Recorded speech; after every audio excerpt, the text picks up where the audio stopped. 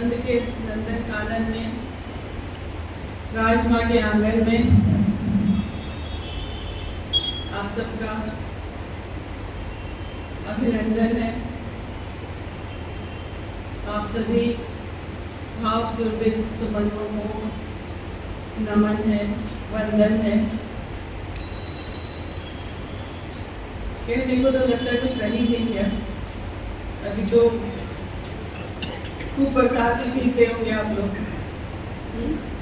श्रावण तो अभी कल से आएगा, लेकिन भक्तों का दिल जो सद्गुरु ने श्रावण बना दिया, श्रवण से श्रावण आ गया, पावन हो गया मन। अब श्रावण प्रकृति का आए ना आए क्या फर्क पड़ता है, क्योंकि यहाँ तो दिल से वर्षा हो रही है, भीतर से वर्षा हो रही है, बाहर से भावों की वर्षा हो रही है, आनंद की झड़ी लगी हुई है। सभी भीग भीग के आनंद में, रस में मगन हो रहे हैं। किसी को याद भी नहीं है कि श्रावण आया है कि नहीं आया है, क्योंकि सब श्रावण ही अनुभव कर रहे हैं।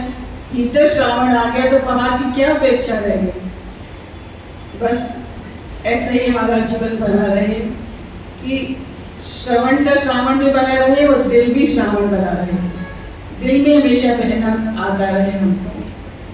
और कुछ चीज़ें जो गुरु पूर्णिमा के दिन जरूरी है, प्राय सबको पता है, फिर भी दोहरानी है कि श्रावण में गुरु पूर्णिमा के दिन ही हम, श्रावण की पूर्णिमा के दिन ही हम गुरु पूर्णिमा क्यों मनाते हैं। क्या गुरु पूर्णिमा पूरे दिन हमें गुरु की याद नहीं आती, कि गुरु की पूजा नहीं होती, कि गुरु के प्रति हमारी भावना नहीं रहती, कि श्रद्धा नहीं रहती, हमेशा ही रहती है। तो ये एक परंपरा एक एक दिन की शुरू होती है। जैसे दिवाली के अमावस्या को कार्तिक अमावस्या को दिवाली मनाते हैं, ऐसे जन्माष्टमी के दिन ही जन्माष्टमी मनाते हैं। नहीं तो कृष्ण तो हमेशा ही है, रामनवमी तो हमेशा नहीं मनाते, एक दिन मनाते हैं। ऐसे ही जो सबसे बड़े गुरु, जो व्यास गुरु, महर्षि व्यास जो है, उनका आज के दिन जन्मदिन था और उन्होंने महाभारत लिखी, चारों वेद लिखे, 18 पुराण लिखे और उनकी आज के दिन पूजा हुई थी। इसलिए उस दिन से गुरु शिष्य परंपरा में गुरु पूर्णिमा की शुरुआत हुई और तब से आज का दिन शुरू हुआ।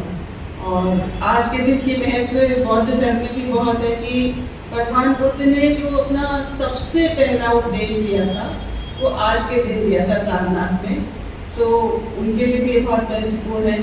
तो इसलिए एक दिन विशेष का होता है, लेकिन हमें तो हमारी पूजा तो अहम ऋषि है, एक दिन में नहीं सीमित हो सकती, एक दिन में नहीं रह सकती। आज के दिन गुरु से दीक्षा लेते हैं और जैसे अभी हम लोगों ने बहुत सारी बातें सुनी मनोकामना की, तो दीक्षा लेने का अर्थ यही है कि हमने अपनी इच्छा दी इच्छा, दीक्षा ली माने अपनी इच्छा दे दी, उनको दे दी, उसके चरणों में सब कुछ चढ़ा दिया और कह दी कि हमने अपनी इच्छा दे दी। जो अभी सुना ना कि भाई मनोकामना तो हम पूरी करवाना चाहते हैं, लेकिन मनोकामना ही ना रहे, यही कहा जाता है सत्संग में, यही सुनते हैं हम लोग सद्गुरु की बातों में, वाणियों में, कि कोई जो माँ होती है, अब बुखार चढ़ रहा है बच्चे को, अब बच्चा कहेगा मैं लड्डू खिला दूँ, तो माँ उसको लड्डू नहीं देगी ना। वैसे ही हम जो संसारी जीव हैं वो कुछ भी इच्छा मांग लेते, कुछ भी मनोकामना कर लेते, कुछ भी चीज़ मांग लेते, वो हमारे लिए हितकर है कि नहीं है ये तो ठाकुर को पता है, ये तो सद्गुरु को पता है। तो वो हमारी इच्छाएं तो पूरी करते हैं, लेकिन जो इच्छा हमारा भला करे, जो हमारा उद्धार करे, जो हमारा कल्याण करे, जो हमें ईश्वर की ओर लेके चले, जो हमें अंधकार से प्रकाश की ओर लेके चले, वो इच्छाएं पूरी करते हैं। और जिससे हम नीचे की ओर गिरे, जैसे सुना ना कि आकाश वाले छा जाते हैं, पृथ्वी वाले चक्कर काटते रहते हैं। तो यदि हम खाली संसारी वस्तुएं ही मांगते रहेंगे तो पृथ्वी पे ही चक्कर काटते रहेंगे, आवागमन के चक्र में ही घूमते रहेंगे। और यदि हम उच्च भाव में रमण करते हैं गुरु की कृपा से, तो हमारे भीतर में आकाश जैसा विश्व व्यापक भाव आएगा, अनंत भाव जागेगा, सुंदर भाव जागेगा, शिव भाव जागेगा। तो हमें सद्गुरु इसलिए ऐसी इच्छाएं पूरी करते हैं जिनके लिए हमारा भला छिपा है, जिसमें हमारा कल्याण छिपा है, जिसमें हमें भाव छिपा है। और बस समय की कमी है, लेकिन जो भाव उमड़ रहा था मन में बहुत सारे थे।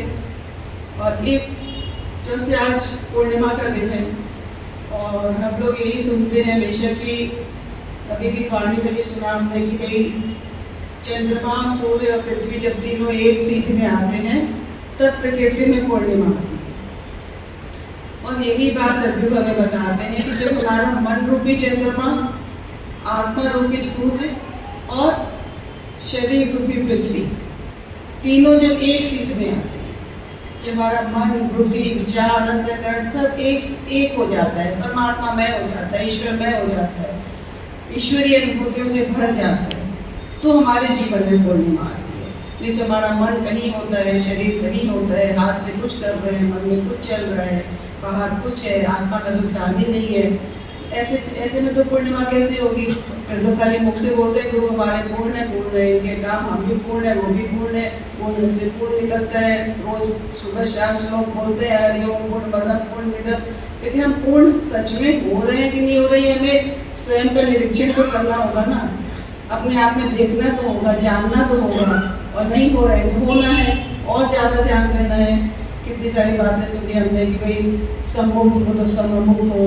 जैसे जो एक तो होता है गुरु से विमुख होकर चल रहे, मतलब ईश्वर की ओर नहीं चल रहे बल्कि अंधकार की ओर, संसार की ओर, स्थूलता की ओर, भौतिकता की ओर चल रहे हैं। एक होता है कि हमारी वृत्ति जो है, हमारे मन की जो भावना जो है वो अपने लक्ष्य की ओर चल रही है, ईश्वर की ओर चल रही है। तो बोलते हैं विमुख क्यों? सम्मुख हो। और जो सम्मुख हो जाता है वो सममुख हो जाता है, उसके जैसे ही उसका मुख हो जाता है, उसके जैसे ही उसकी मति हो जाती है, उसके जैसे ही उसका विचार हो जाती है, उसकी दृष्टि हो जाती है, सब चीज़ उसके ईश्वर के जैसे हो जाती है, क्योंकि हम उसके सम्मुख हो गए, वो हमें अपना ही रूप प्रदान कर देते हैं। तो जो एकम से अमावस्या तक की जो यात्रा है उसमें क्या होता है? चंद्रमा जो है घटता चला जाता है, और जब शुक्ल पक्ष आता है और एकदम से जो पूर्णिमा तक की हमारी यात्रा होती है उसमें चंद्र बढ़ता चला जाता है। तो जब हम संसार की ओर चलते हैं तो हमारा एकदम से अमावस्या की ओर चलता है, और जब हम ईश्वर की ओर चल रहे हैं, जब हम आत्मा की ओर चल रहे हैं, जब हम प्रकाश की ओर चल रहे हैं, तब हमारा जीवन एकदम से पूर्णिमा प्राप्त करता है। तो एक क्या है? हमारे जीवन को सदगुरु ने बताया कि हमारे संपूर्ण संसार में, संपूर्ण अस्तित्व में एक ईश्वर व्याप्त है। हम सबके भीतर भी आत्मा रूप में, आत्म सूत्र के रूप में हम सब एक दूसरे से बंधे हुए, बिंधे हुए हैं। जैसे हम लोग सुनते हैं ना कि माला में मन के अलग अलग तरह के होते हैं, अलग लकड़ी के भी हो सकते हैं, प्लास्टिक के भी हो सकते हैं, कांच के भी हो सकते हैं, लाल हो सकते हैं, नीले हो सकते हैं, गेरुए हो सकते हैं, बहुत सारे रंग हो सकते हैं, लेकिन भीतर में सूत्र तो माला में एक ही होता है। वैसे हम सब बाहर से जाति, वर्ण, कुल, रंग, भेद सब तरह से अलग अलग हो सकते हैं, लेकिन हम सब के भीतर आत्म सूत्र में हम सब एक बंधे हुए, एक है, कहीं भी नहीं है। तो कौन देता है ये ज्ञान? हमें सदगुरु देते हैं।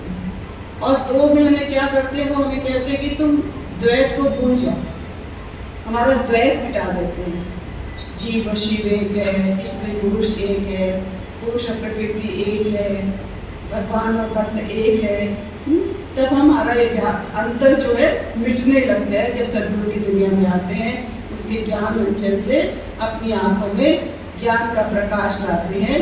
जब हम कहते हैं ना सुने खुले नयन हमारे, तो जब हमारे जीवन में ज्ञान का प्रकाश होता है, जब हमारे जीवन में, तो हमारे भीतर का द्वैत भाव मिटता है। और तीन में क्या होता है? जो हमारी तीन गुण है हमारे पास में, और तीनों गुणों में से ऊपर त्रिगुणातीत की तरफ हमारा ध्यान जाता है। और तीन में हम अपने जीवन में जो कुछ भी है वो सब कुछ तुम्हारा है। हमें गुणों की तरफ नहीं ध्यान देना है कि रज में जाए, कि तब में जाए, कि सत में जाए। हमने तुम्हें अपने आप को सौंप दिया। सुबह भी वाणी थी कि मैं मलिन तो मलिन, तुम मलिन तो तल्लीन, बस तू ही तू है। हमें नहीं मालूम कि हम रज से तम से रज तक कैसे जाए और रज से सत तक कैसे जाए, लेकिन हमने तो तुम्हें सौंप दिया। तो तीनों गुणों से भी ऊपर जो गुणातीत भाव है वो तुम देने वाले हो में। और चार में मन, बुद्धि, चित्त, अंतःकरण हमारा चारों दिशाओं में व्याप्त ईश्वर में लय हो जाए हमारा मन। हम तुम्हें चाह रहे कि सब तरफ तुम ही तुम हो। गुरुदेव यही तो कहते हैं ना कि भजन ऐसा करो कि जन जन में भगवान को देखो, ऐसा भजन करो। जैसे अभी भी हमने सुना कि यही प्रार्थनाएं होती है, जो भक्त होता है यही चाहता है कि भाई गुरुदेव आप तो कहते हो कि मेरा जन्म वृथा यदि जन जन में तेरा रूप न देखा। तो यही तो भक्त की अवस्था बनती है कि हम भी ऐसा भजन करें कि जन जन में तेरा रूप देखें, खाली मौखिक कहने वाला नहीं, हमारा भीतर में वो दृष्टि हमारी बन जाए। तो ऐसा हमारे चारों दिशाओं में मन बुद्धि चित्त अंतःकरण में वो परमात्मा इतना व्याप्त हो जाए, इतना रम जाए, इतना भाव से तर हो जाए हम, हमारे जीवन की नौका जो तरी है वो तरी बन करके भाव सागर से तर जाए, भाव सागर से पार हो जाए। एक वाणी पढ़ी थी हमने कि तरी तरी तरी तरी, मतलब जो जीवन की नौका है वो भाव सागर पार हो गई है, तरी बन गई है वो। और तर भाव से हमारे भीतर में जो सद्गुरु का भाव आया वो तर हो गया, इसलिए वो तरी बन गई। और भरी भरी जो हमारे जीवन में आनंदित भाव आने लग गया, भीतर में आनंद ठहरने लग गया। और फिर कह रहे हरी हरी, तो और ज्यादा परमानंद का भाव आ गया। पहले तो शुरुआत हुई तरी तरी से, फिर भरी भरी हो गई, और फिर बाद में फिर हरी हरी का भाव रह गया। यही तो हरियाली है। और श्रावण आए या ना आए, हमारे जीवन में तो हरियाली सद्गुरु ने पहले ही दी थी। पहले ही हमारा जीवन तो बसंत ऋतु सा खिल गया, पहले ही हम अपने जीवन में उसके आने की भावना से ही मन मयूर नाचने लग गया हमारा। तो हमारे जीवन में पंचम भाव क्या है कि हम जो ये 5 तत्वों से बना हमारा ये जो शरीर है, इसमें जो 5 तत्व है इनके गुणों को धारण करें। सद्गुरु कहते हैं कि जैसे जल से हम क्या बहना सीखे, जल हमेशा शीतलता देता है, बहता रहता है, ठहरता नहीं है, सबकी प्यास बुझाता है। हमारे जीवन में भी जल तत्व है, हम भी ऐसा करें। तो पृथ्वी से सहना सीखे, एक सहन शक्ति का भाव हो हमारे भीतर कि छोटी छोटी बातों से उद्विग्न ना हो। तो धरती कितना सहती है, हम लोग अगर ध्यान दें तो कितना सहती है। वो मलमूत्र तक जब लोग उसके ऊपर कर देते हैं तो कुछ नहीं कहती, उस पर थूक देते हैं, उस पर कुछ भी करते हैं, उसमें रौंद के चलते हैं, उसमें पैरों से चलते हैं, जूते चलाते हैं, वो तो कुछ नहीं कहती।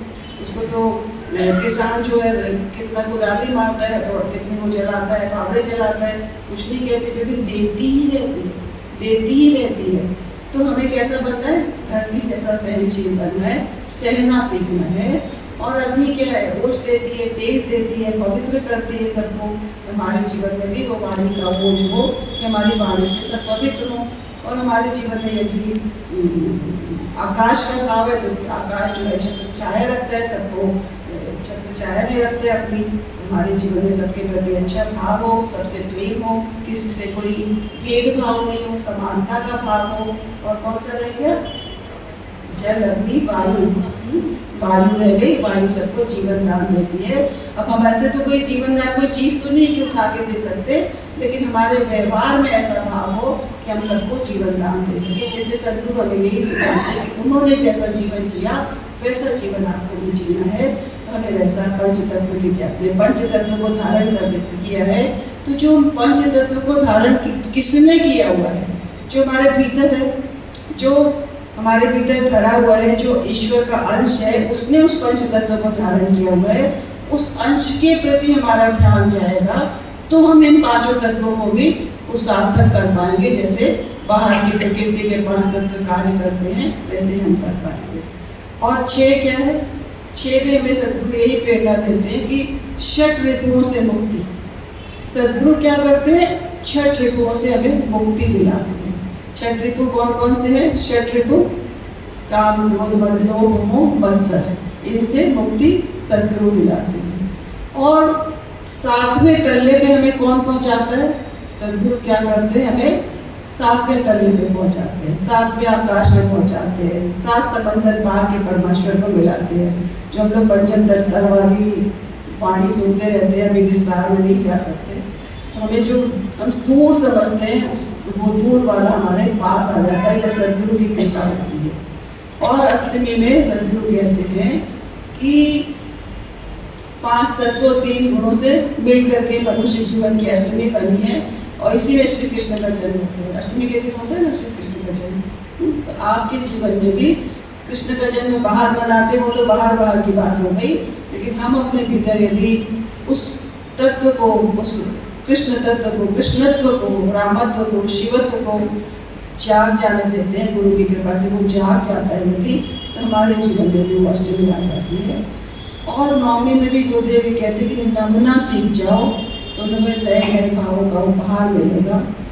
और सदगुरु कहते हैं कि ये जो 9 द्वारे का तुम्हारा पिंजर है ना, ये देह जो है 9 द्वारे से बनी हुई है, इसमें 10वां द्वार तुम्हारा सदगुरु के द्वार से की कृपा से खुलता है।